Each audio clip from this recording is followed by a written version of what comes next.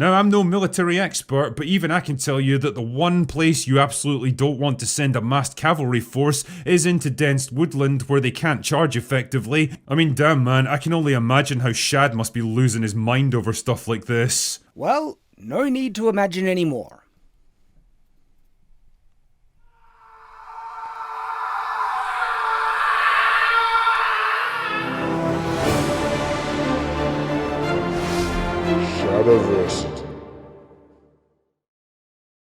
Greetings, I'm Shad, also known as the Sword Guy on YouTube because I love swords, I love the medieval period, and I love medieval warfare. I find it very intriguing, and I have, taken it upon myself for the whole history of this channel to look at how these subjects are adapted into pop culture, to see if it's done, if not accurately, logically. And Rings of Power Season 2 Episode 7, you might understand that it has my attention because the entire episode is a battle episode. Now, I have reviewed this episode, well, in fact, all the episodes of Rings of Power, including Season 2, over on Night's Watch, reviewing the plot, the characters, as well as, warfare and stuff. But this video is going to be a deep dive focus in, indeed, a battle scene autopsy on the battlefiare, warfare, and tactics of this episode, because the whole episode is a battle. So if you want to see my overall review, which I do live stream on Night's Watch, you can check it out there, but let's focus on the warfare here. And I have to say, Rings of Power Season 2 Episode 7 might showcase some of the dumbest medieval adapted styled warfare battle strategy that I have ever seen. It is atrociously bad. From the efficacy of certain tactics, weapons, and machines, to the strategy at play, to the reality-breaking contrivances and results that happen, this seriously might be the worst high-budget cinematic battle ever made. How can that be? Well, let me show you. We're going to go through and focus in again on the warfare, battles, the tactics, those moments. We'll be skipping over everything else in between. But let's take a close look at the Siege of Eregion. Now, as you already see, the bombardment has taken place. It started at the end of the last episode. Bit of a time skip. We don't exactly know how long. A couple of days. It's even implied that it might be a couple of weeks. But in any regard, what you're seeing here is a level of insane, devastating bombardment. And they're trying to show that this bombardment is done by trebuchets. And we see the range of the trebuchets in the previous episode when they first start the bombardment, and already we run into a significant problem. The range of these trebuchets are just way too long, especially for the size of these trebuchets. Larger trebuchets might get some decent range on them, but the size of these ones, no. And they're effectively functioning like a type of modern-day artillery with explosive shots where they are exploding in this pyrotechnic thing. Look at what it's doing to the city. Effectively modern-day artillery, and they are exploding on impact, where what we see here, this is burning rubble, stone, so they must have drenched the stone in oil, and they're just throwing that over the walls. The thing is, though, this is rubble. It's not actually a solid piece of rock, and that means that it would do far less damage as a result, but the damage we're seeing on the city is extreme. So much so that they should have been able to knock down the outer wall of this city with ease, just by the damage has been demonstrated to do against the rest of the city. As you can see here, that's a lot of damage. The thing is, though, the orcs are now, with Adar, their leader, going to employ a new strategy. And when I saw them do this, I had a spit take. I couldn't believe this is what they do. They turn the trebuchets to face a different direction. They are aiming towards this mountain range. And this mountain range is clearly pretty solid stone. The distance that they're showing here is at least a couple of kilometers or miles. And we'll get another viewpoint angle that really shows this. The orcs launch their trebuchets, And they don't look like they have much power. The arms are moving rather slow. But anyway, look at how far these boulders are flying through the air. That's a massive distance. And then we see it from this angle here. This distance is like, I'm thinking at least 4 kilometers. It is so far. And look at the boulders just fly through the air and hit that rock face. This is honestly crazy. This is bonkers. This is modern day artillery. There is no realm of possibility that trebuchets of that size could ever reach that distance, let alone the damage that they show these trebuchet boulders having on this solid rock mountainside.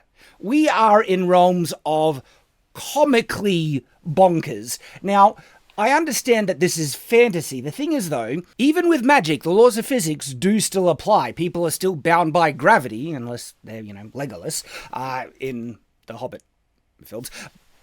Outside of those examples, generally speaking, you have a solid enough, you should be able to have a solid enough expectation that certain cause and effect things happen. You drop something, it falls, all right? You throw something with only a certain amount of strength, it can only go so far. Magic is additional rules in a setting, okay, that can be depicted with as much logic and consistency as physical rules, the laws of physics. And just because magic is in the setting doesn't discount that other things shouldn't be still applying, like the laws of physics, distance and gravity, momentum. And this, unironically, is 1,000 times more difficult to swallow than the presence of magic in this setting. All right, they didn't establish that the trebuchets are magic. This is just utterly comically ridiculous, and I'm baffled that they were able to make this episode, watch what's happening right here, and think that, yeah, this makes sense, this is perfectly fine. Like look, it is insane, the distance that they have there. Then those boulders were powerful enough to knock a pretty sizable pillar of stone. That's just not going to happen. Not with the mass of that boulder, the momentum it has. It's not going to be knocking over something of that size. And then the results are devastating and huge. Like, not only does that part fall down, this next large pillar falls down as well, knocking down more, creating essentially an avalanche that then dams the river, okay? Now, there are a number of problems in regards to this happening, the damming of the river. It's a very large river with a lot of volume of water flowing through. And so, first of all, I'm dubious that this would actually even effectively dam the water properly. You probably needed to add clay and other things like that to fill in the gaps of those rocks. Water can seep through a lot of small little cracks.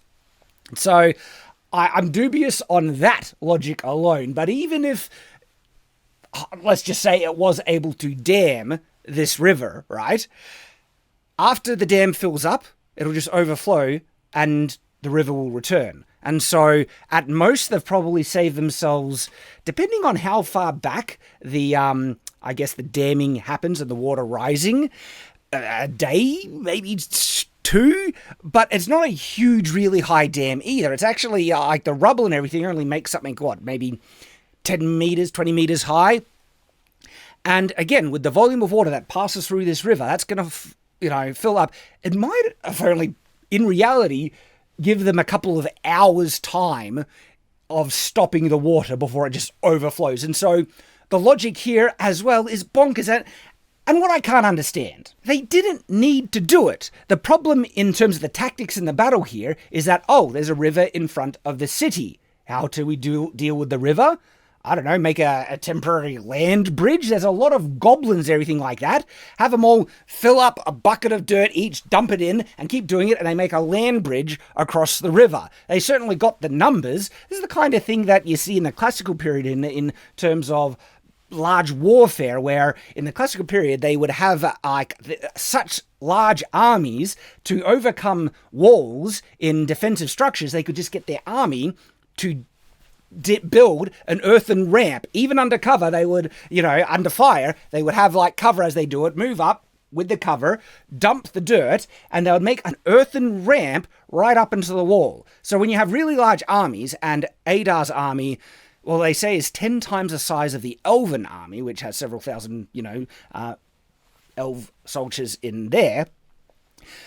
So it's such an obvious, logical, simple answer to deal with the issue of the river here, yet it's like the writers, the creators of the show have gone out of their way to do one of the dumbest possible things. Like, there are layers of stupidity in what we just saw here, okay?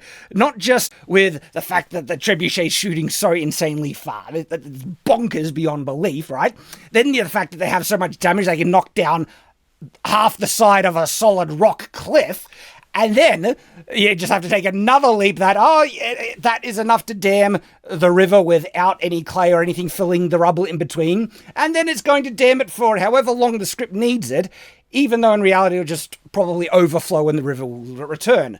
Layers of incredible contrived stupidity in this logic and tactic. And it doesn't have a cool factor. We're not dealing with the rule of cool. We're dealing with something comically dumb that could have easily been addressed with a more logical answer that still could have been intimidating and visually stunning. Imagine an army of orcs just running with a bucket dirt, and you see this earthen ramp being built to cross the river, right? And the intimidation as you see it grow towards the wall. And you could have multiple ones because there's a really large army. So you could do something cool but logical, but this has none of that. This is just complete stupidity. Something to point out here, Eregion, as seen in Season 1, didn't have a wall around it. The wall just kind of sprung up. It's a massive continuity error. And it also looks like they have removed the other bridges. Like, now we can only see one bridge way off in the distance to the side there, if you see right there, and no other bridges, where on a previous shot of Eregion had multiple bridges. So they're just completely bastardizing even the stuff that they already established. I just need to quickly comment on this scene here, because in this scene, Elrond has gone to Durin to ask for aid in the battle. And they're kind of copying Helm's Deep, where they just need to hold out for a certain amount of time before they get relieved by another force coming in, like what Gandalf did with the Battle of Helm's Deep. The thing is, though, a big question of how did Elrond get to Khazad-dûm so quickly and then back, and it's just another moment where people seem to just teleport over this show, where they're at one point and then they're right there, and then you don't know how much time has passed, and then they appear seemingly out of nowhere, and then other times they stretch it out where it takes unreasonably long, like when Galadriel and Elrond were trying to get to Eregion to inform Celebrimbor that Halbrand was Sauron. So there are those inconsistencies all around in Rings of Power, as I've been pointing out in my episode-by-episode reviews. They're live stream reviews, so you'll need to go to the live tab to see the past live stream where I review them shortly after the episode drops. The thing is, why I'm pointing out here is that this has relevance to the battle, and so the tactic that Elrond should be employing in the battle then is not an attempt to wipe out the orc army, but to delay them. They just need a delay. Let's see if he does that. I'll put a pin in that, and we'll see what the tactics, manifest in terms of what he's actually trying to achieve versus what they're saying. So now the orcs are ready to assault the walls, yet from all their bombardment, it didn't seem like they actually did any damage to the walls at all. We saw a previous shot of the walls of Eregion. Not any damage. A lot of damage inside the city. So it's like, what were you trying to do here?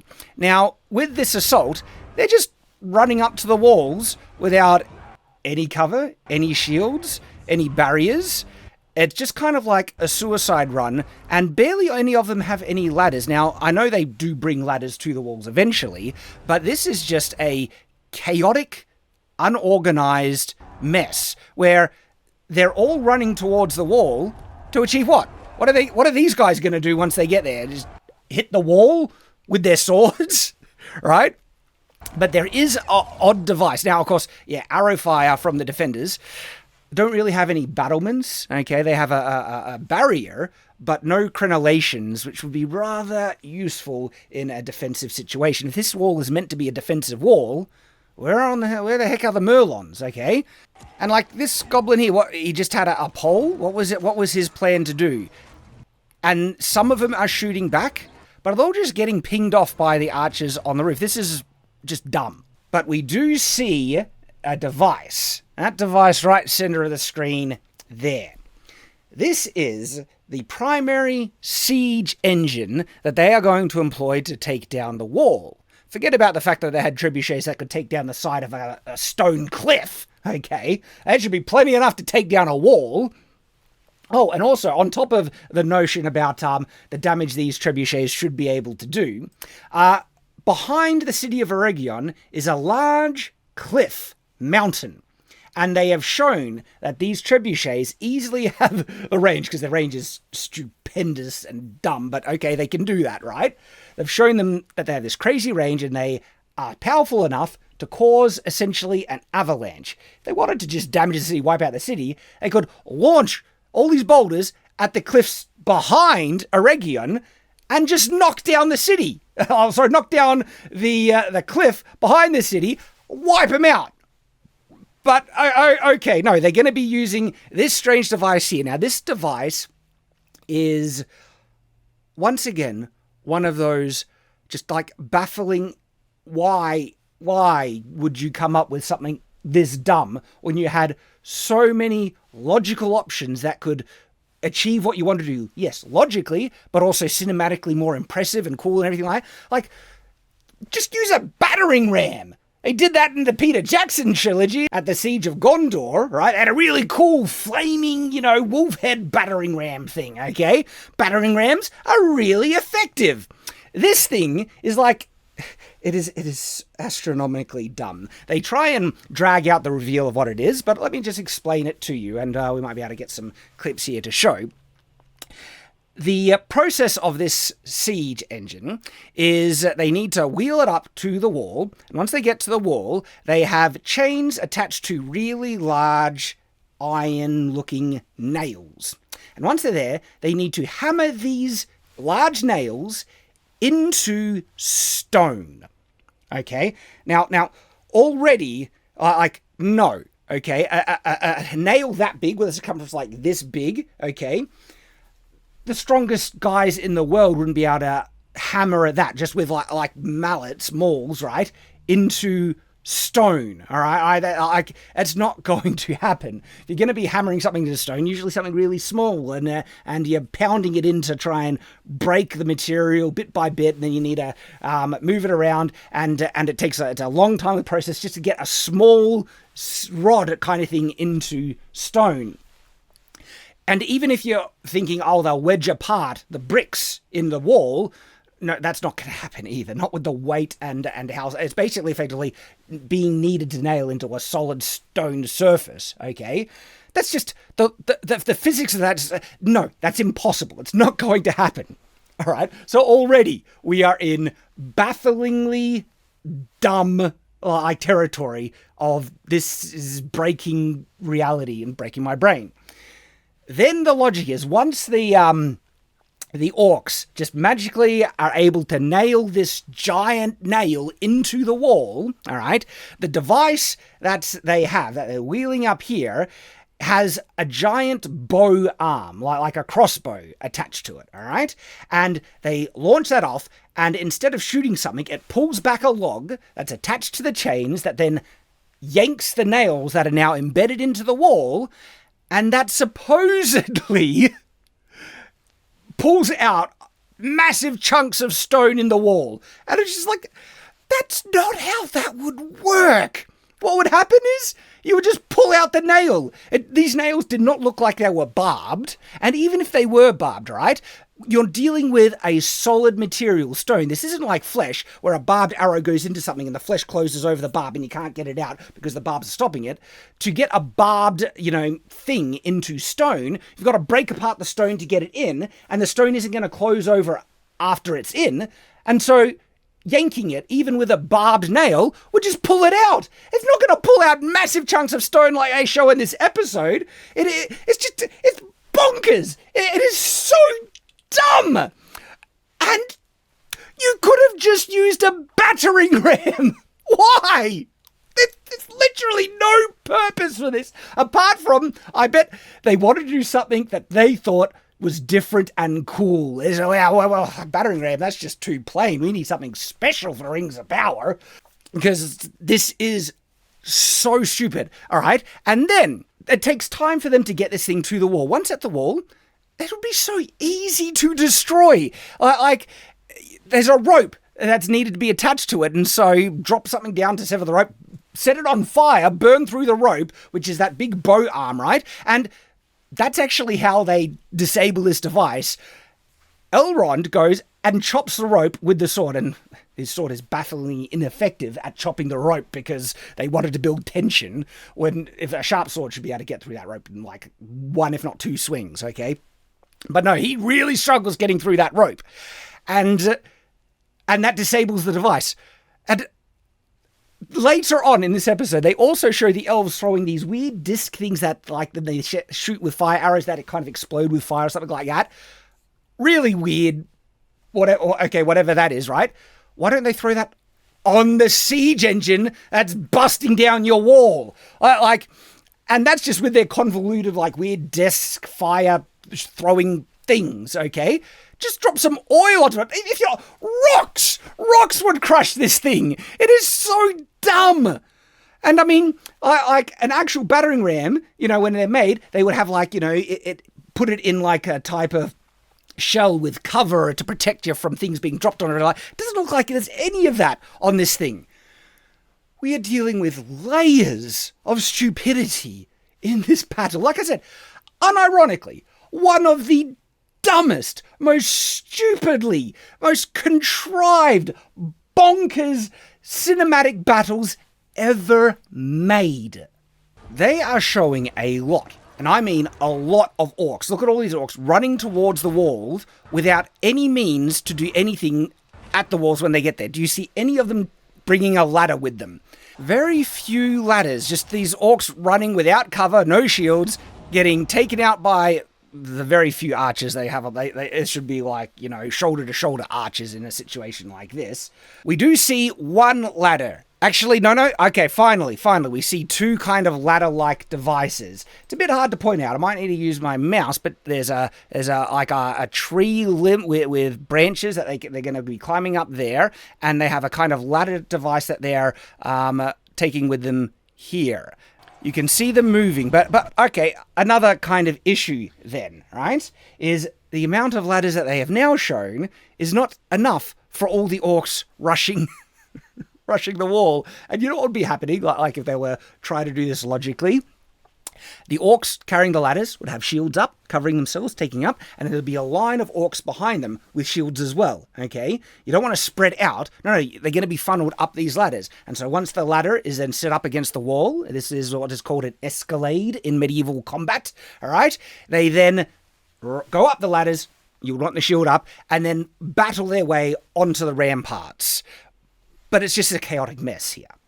And here we see one of those tree-type ladders with branches against the wall. An elf fell off. There's an orc there. The orc gets on the wall, okay? But that kind of tree thing is in the background. We see it right here. Do you see any other orcs going up it to get onto the ramparts? Like this scene, right, continues on. They're talking and talking and talking, and all the way while they're talking, it's not a single second orc is going up that ladder to get to the wall. Oh, it's just, what is this? And in the midst of this assault against the walls of Eregion, there is a horn sound, and people look over, and it's sounding from this kind of, flat patch next to the forest off in the distance. And it is revealed that it's the elven army announcing their arrival.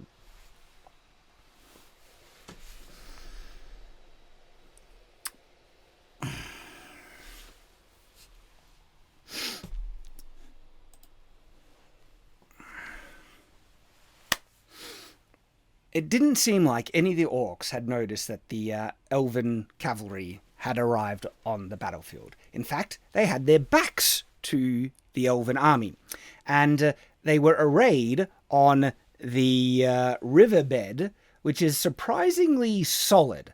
I would think either the riverbed would actually kind of go down quite steeply because of the natural erosion of a river going through, or it would be filled with such mud and silt and rubble and stuff that it would be nearly impossible to cross. But the show's just like, no, it's solid. Those orcs are just running across, not a problem, all right? And that created a pretty flat, open battlefield right in front of the walls, and the orc army was just a chaotic mess with no ranks or formations at all, with their back towards the cavalry. And so what the elves have done here is so astronomically stupid because they've just given away the element of surprise. If they just came in and charged and hit the orc army assaulting Eregion right at their flanks before they could rally and form any type of defense, they could wipe out nearly half that orc army right there and then. But they decided to do something really, really intelligent, and that is announce their arrival to everyone by blowing this horn. And it's like, do the people who made this just think that's what armies do? When they arrive, they blow a horn. Now horns, yes, and things like this, flags also. There needs to be a means to convey certain orders to units that your voice might not travel to. And so horns can be a means to signal certain things, like signaling a charge, signaling certain rankings to assemble and stuff. Thing is, though, I don't think the force of the Elven Army, one, doesn't look to be that big where they need it, and it's not really an announcement for them to form up ranks, because they're already kind of in ranks. This is doing nothing, apart from alerting the enemy of their arrival. Now, the orcs, when seeing or realizing that the elves have arrived, look, see, they're already charging. They could have just, continued the charge and hit them. All right, but the orcs, when they see that, okay, they run out of the forest that they are in to form up and assemble in front of the elven cavalry. And I know orcs are dumb, but I thought Adar, their leader, was supposed to have some level of intelligence, because do you know what's really useful at breaking up a cavalry charge? Trees! And they leave the cover of a forest, which would nearly nullify the elven cavalry completely, and they decide to very, helpfully, conveniently, form up ranks in front of this massive force of cavalry. This is a large force of cavalry right here, and the orcs, they don't have any means to try and stall that charge. Now, Adar has a plan, and it is such a dumb plan, to stop this cavalry charge, and he should have no guarantee that this would work. But it seems like they're relying on Adar's fact that he's read the script ahead of time and knows that, oh yeah, they'll stop with my plan, all right? And therefore, the orcs, I'll be mentioning this shot shortly. We'll come back to it, all right? The orcs just very conveniently assemble.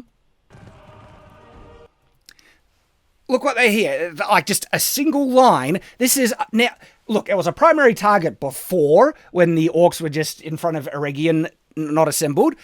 But this might, now they're condensed, and they've gathered together. This could be equally as bad, all right? They might be thinking, now they're facing him, and so in the previous, situation, they had their backs toward the orcs.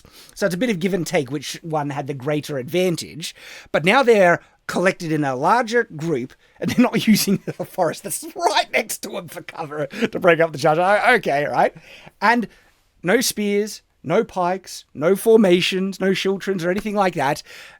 The elven cavalry could wipe out, decimate the entire orc army here if they wanted to. But no, Adar has read the script ahead of time, and they stop because they have Galadriel in a cage, and by revealing her, the elven army, the entire elven, cavalry, decide, oh no, we better stop it. This is they hold a knife to her throat and threaten, like, oh, if you charge us, we'll kill Galadriel. You know, a really great way of like saving Galadriel's life and getting that thing off her neck. Galadriel, all she needs to do is lean back, by the way, and it's not pressing on her neck, okay, is just charge the orc holding it, or kill that orc, and continue the charge. You just charge around the cage, and you will wipe out that orc army and nullify the threat to Galadriel. But instead, the entire cavalry decides to stop. And I don't know how that order gets transferred. Elrond, he just pulls back his horse, and every other elf in this large charge decides, yep, time to stop. And by the way, do you notice how the sun here is like only shining on the elves, and the orcs are conveniently under shadow? It's like, what type of magic is happening to cause that? Because the orcs don't like sunlight, even though it seems like sunlight comes out in other parts and they're fighting in a bit. Right? But the entire elven army here just all stop, and they throw away one of the prime opportunities to wipe out the orcs here. And it's for the dumbest reason. It's like, you would save Galadriel's life by wiping everyone out and just riding around her. We're not dealing with, like, actual logic here. There's not any genuine intelligence happening in what we're seeing. This is comically dumb. But this is it. This is, unironically, the great battle of Rings of Power. We also got some close-ups of the elven armor. And look, the helmet looks like it's made out of rubber. Or a type of foam, and they've tried to make it look like it's metal on the surface, but it's not even metal. Like, I even think my LARP one is more realistic. This is a polyurethane replica of that medieval armor made by Wormix. I always have trouble pronouncing their Wormix. And I think this unironically looks better than what we have there. Let me know in the chat if you think this looks like more realistic metal than that. And this is, how big of a production is Rings of Power? And here we have another example of the budget on display. This is High King Gil-galad, and his sword is clearly a rubber sword. This is a LARP sword. See how thick it is? It's not even fitting in the scabbard right, and his armor looks atrocious. His breastplate, again, looks like it's foam, and the armor on the horse looks really thin and cheap. Like this just looks terrible. Look at that sword. And this is a close-up shot. You would think on the close-up shots they would have better, more, realistic props that are made for those, and they did in House of the Dragon, and the swords in House of the Dragon is chef's kiss, right? They have multiple versions. This looks like one of the combat, props that's made for safety, and it's thick, and they don't did they not even make more realistic ones for close-ups? Because this is what we get. And it looks like cheap LARP stuff. And, look, if it was a LARP set, it would be all right. It's all right for LARP, but this is a high-budget production. That's what I'm saying, right? And it even seems like some of my LARP stuff, unironically, looks better than this. Here I have two, actually. This is both by Calamisil, affiliate link in the description. And this is their Witcher replica, okay? And this is actually full people in real life where they thought it was real, sitting in. And look, it's a nice fit in the scabbard. And this is their replica from Kingdom Come Deliverance. Again, and this has more of an edge, right, than what we're seeing. This doesn't even have an edge, where this LARP one from Calamisil has more of an edge and would look better, right? Seriously, this would look better than Rings of Power. Astounding. And you know what would look even better again? A real sword. Or get a blunt one for safety or something like that. I don't understand. After the elven cavalry charge is stopped by the reveal that Adar has Galadriel, there is a negotiation between the forces. And I'm wondering, why on earth isn't the king handling this parley, right? But at the same time, it's like, hang on, Elrond has just walked into the enemy encampment with only one soldier with him, no guarantee of safety at all, and they're negotiating over Galadriel, her release. Adar saying basically, if you attack, I'll kill her, right? And it's like, you had better chances of saving her life in the cavalry charge. All right. And Elrond's basically like, well, I can't, we got to stop you anyway. Now, if the result of this, parley, this negotiation is going to be a battle, right, where you're going to be trying to kill each other, why doesn't Adar just grab Elrond or execute him? Elrond has no guarantee of safety here at all. And then he has 2 hostages. Then Elrond, they just let him leave, even though they're going to be trying to murder each other a bit later on. It's like, is Adar just that noble? No, this isn't nobility. This is brain-dead stupidity. Okay? Like, oh my gosh. Stupidity with Adar letting him go, and stupidity for Elrond walking so into the enemy camp so vulnerable. Like it's crazy. And then the fact that he even has the authority to negotiate for the Elven army when the king was there, right? And what, Elrond, this scribe, now can surrender the entire Elven forces on his decision, and the king would just be like, oh yeah, you said so, we better do exactly what you say, Elrond. As Elrond leaves the orc encampment, orcs are following him, like, seemingly getting ready to kill him. And it's like, if you wanted to kill him, why don't you just take him out when he was in the camp? The very next scene we see of Elrond is him attacking the orcs, but he says this, defend the city, right? That's their goal, and he is completely surrounded by orcs. Like, I don't know how you could get out of that situation. You should just be dead, okay? And the cavalry are just rushing into the forest where the orcs are assembled. And it's like, hang on, if your goal is to defend the city, okay, they showed that there is a big kind of wide river that's dried up with a flat field next to it where the cavalry did the, stalled charge. And there was enough room that they could have kept going down past that field onto the riverbed, then cross in front of Eregion and form up in front of the city. And the only way the orcs could stop that is if they form a rank on that side on the riverbed. So they come in from the field onto the riverbed and then moving in to try and cross in front of Eregion's walls to protect it. The orcs would have to form a formation to stop them. But instead, the elves are just rushing into the orcs in the forest, and like, he kicks an orc back.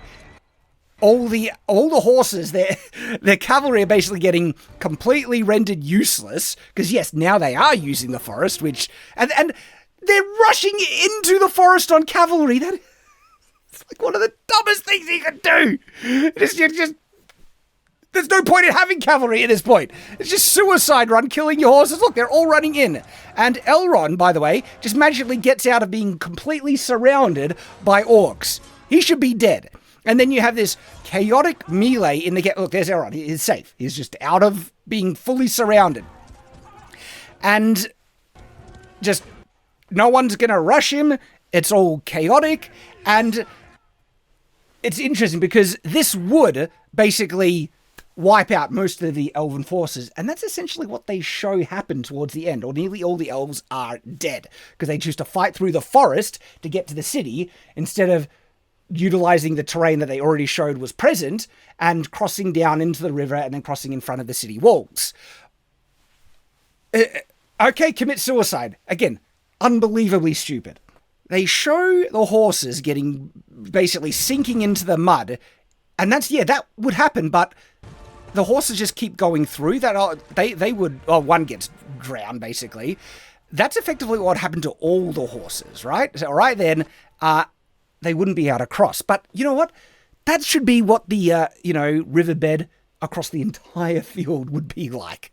No one should be able to cross it. Here is something interesting. An orc is coming to swing down and kill Elrond, and Elrond stabs the orc in the leg, and the orc forgets that he has a weapon and can just still kill Elrond. All he needs to do is drop his weapon, and Elrond will be dead. But instead, he's like, well, that really got me. That hit in the leg, and I'm going to fall over. Very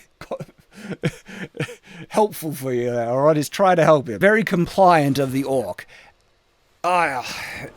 Look, this is just trash, okay? There's nothing really enjoyable about this fight scene that's happening here.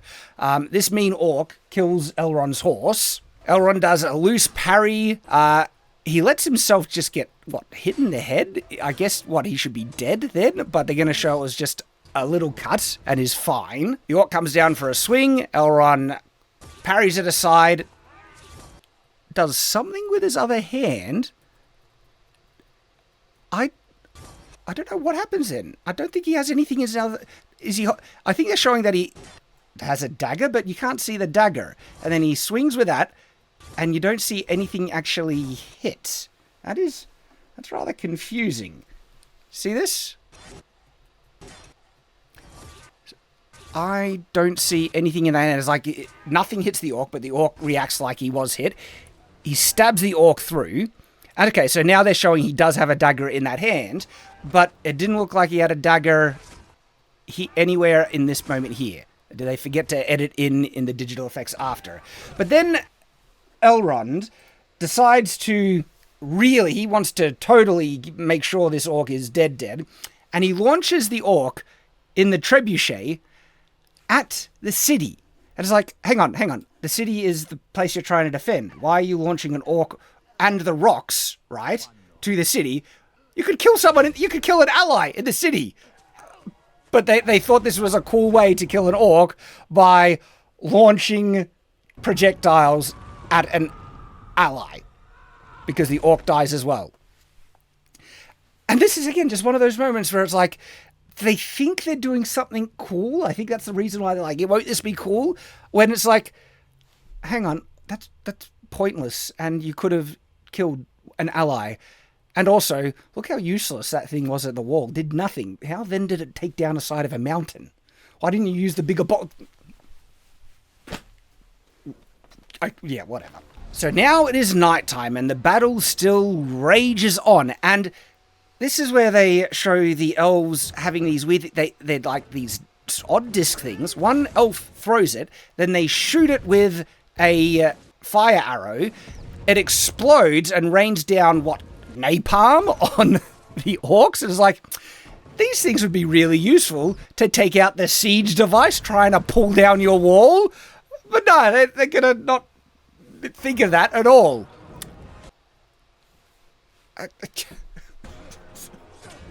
Okay.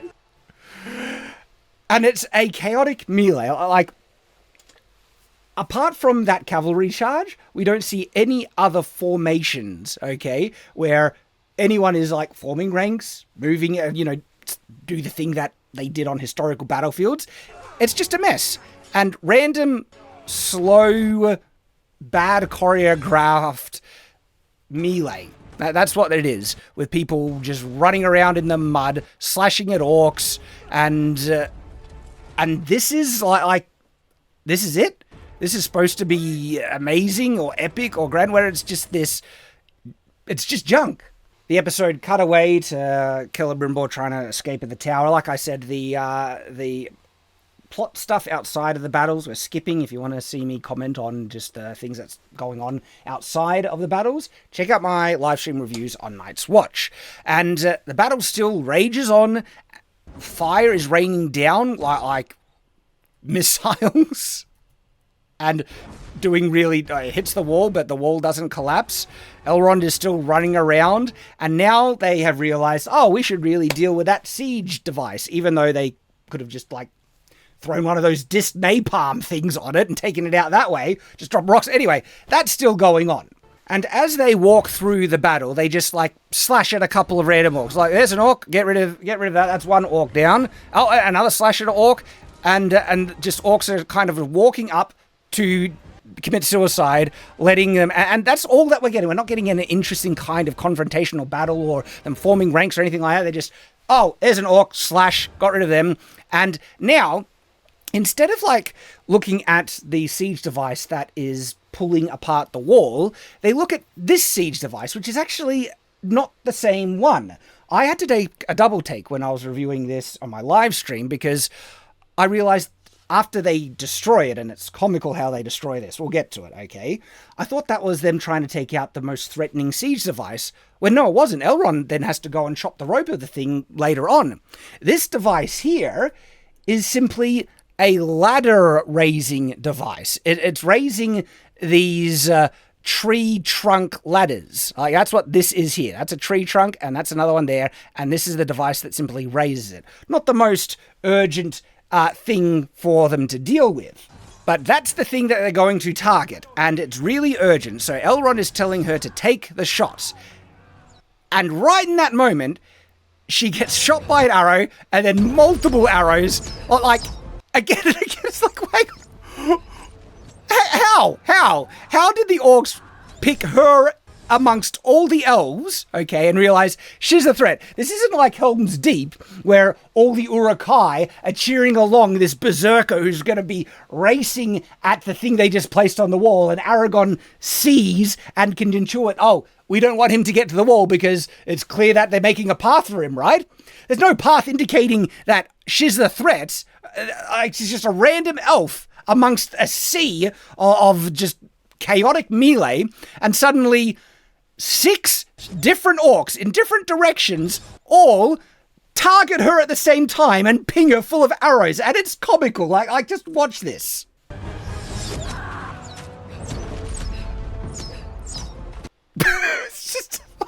It's like 6 arrows, just all at the same time from different directions. It's like a cartoon.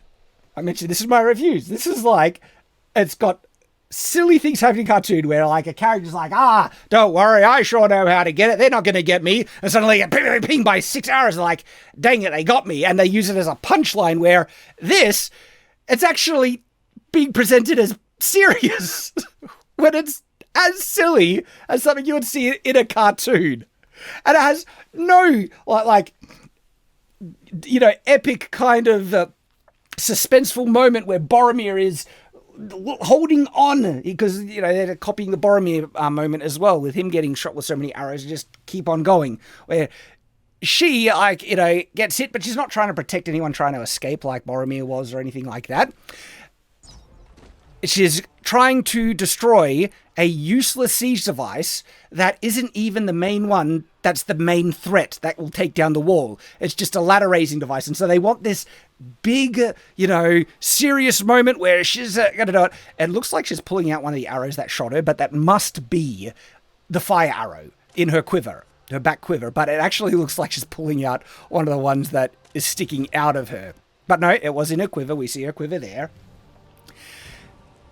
Luckily, there's a convenient bit of flame nearby to light the arrow, and she's going to do this one last stand. And remember, this last stand is meaningless. It destroys a useless siege engine that isn't even the main threat, okay? That's only raising ladders against the wall. But they're really pushing that. This is such an epic moment.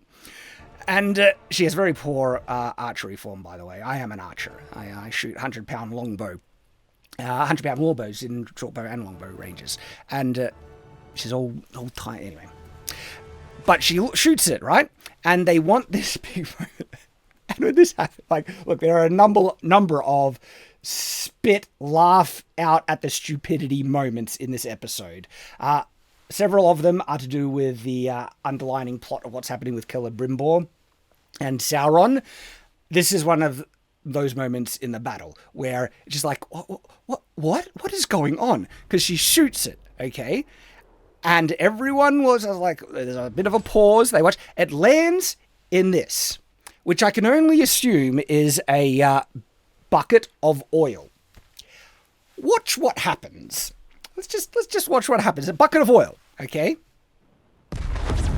Holy crap! What was that, TNT? What the heck? And then a secondary explosion as well. What is that? Are you serious? That's not how oil works. Sure. Remember, cartoon. This is a cartoon, but they're trying to present it as something to be taken seriously. And then now it's a sad moment because she dies. And, like, that explosion, right, didn't even take out the main siege engine. Pointless. Now, Elrond has to try and take out the siege engine. And, oh, she gets shot again. Like... That looks like it came from the wall, by the way. Like, those arrows, blue fletching, it looks like the elves on the wall is trying to take her out because, like, you're useless. You always killed us. And we're supposed to feel sad for this character. Does she even have a line in the show? I can't even remember. She might have one. Can't remember it. She might not even have a single line. And we're supposed to feel bad about a pointless, nothing character. Elrond runs in, just telegraphing swings and attacks. Like, this is boring and nothing. And here Adar decides to bring out their big gun, the troll. And they tease the presence of this troll in a previous episode. And it's like, I wonder if there was some more better uses of this,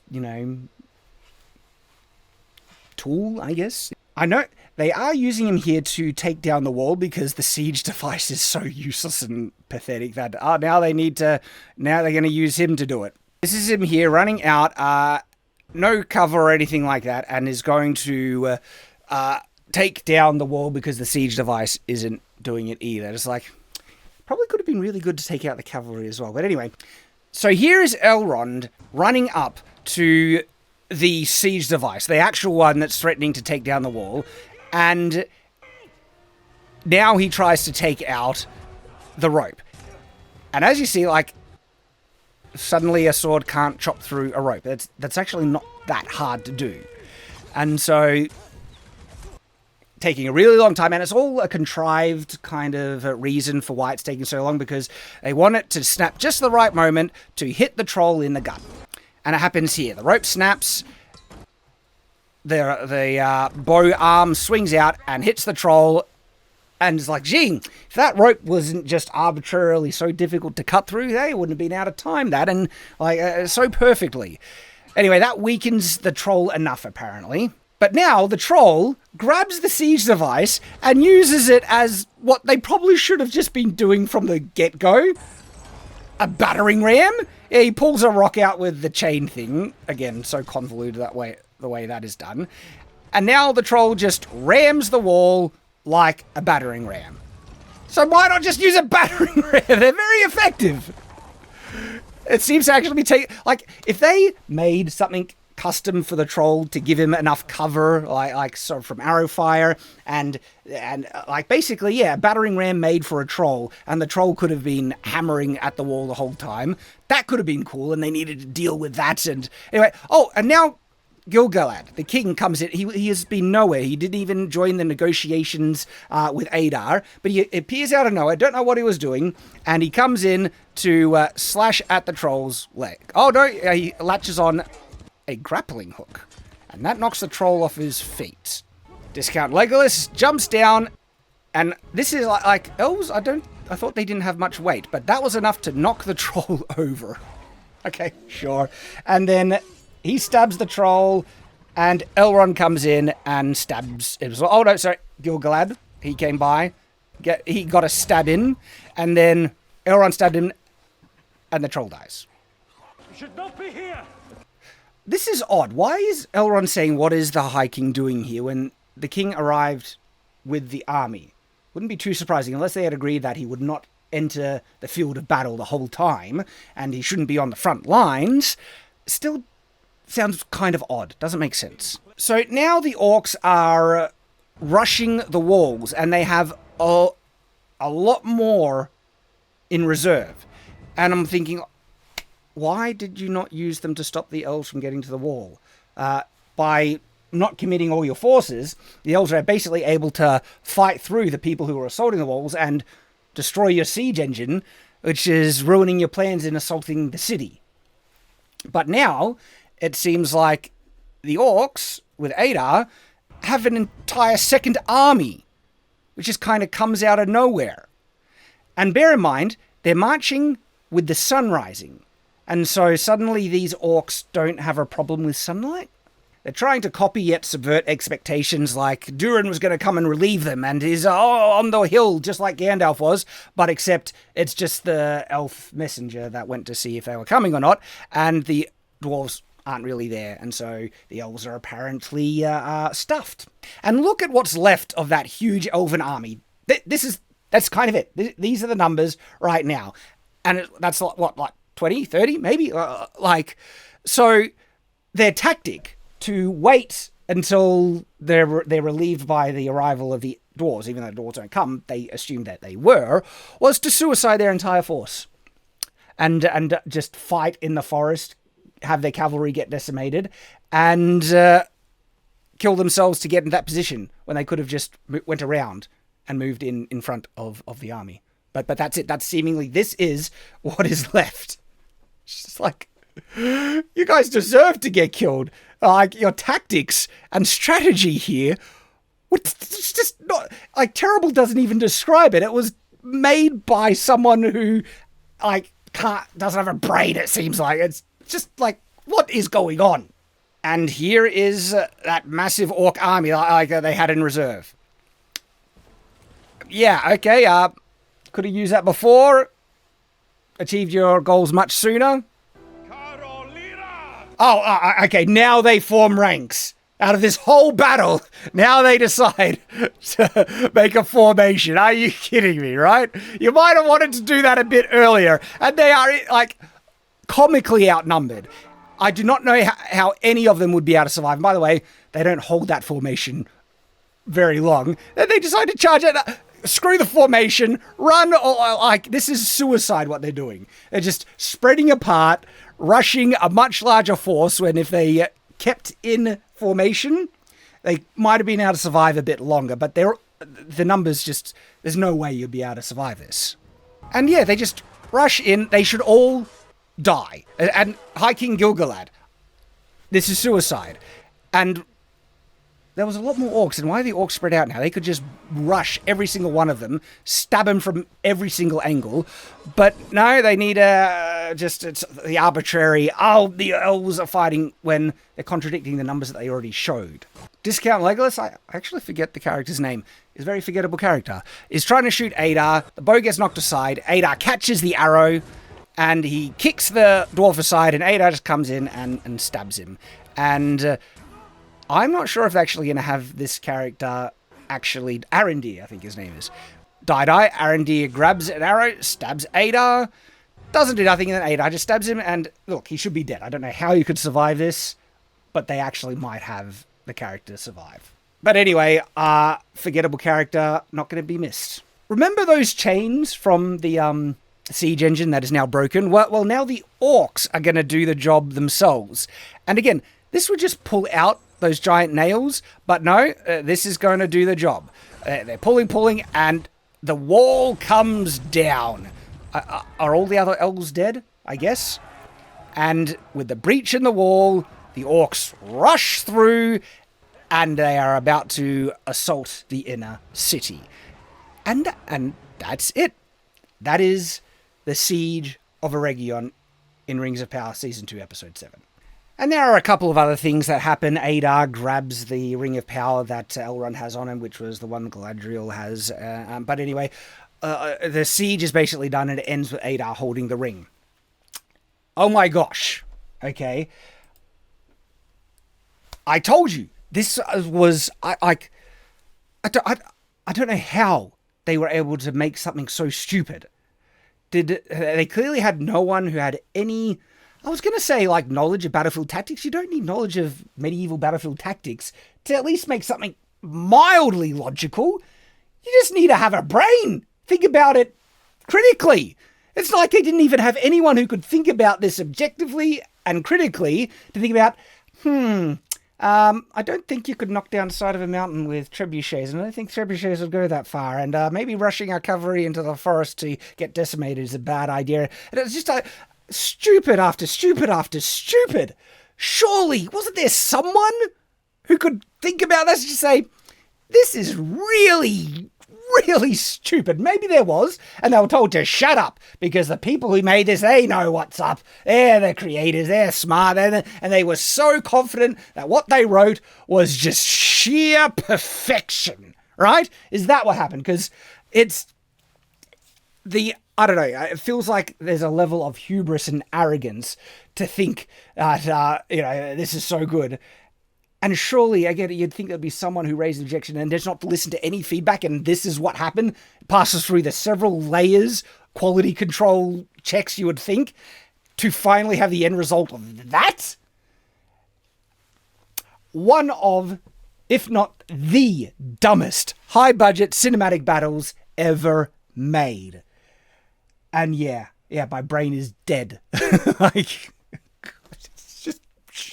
But there we go, guys. Hey, if you want to see my longer review live stream where I comment on everything, the plot and other stuff like that, and it's a more casual thing where I'm interacting with the chat a lot, check out that review on Night's Watch, or you can check out the other content here on Shadowversity.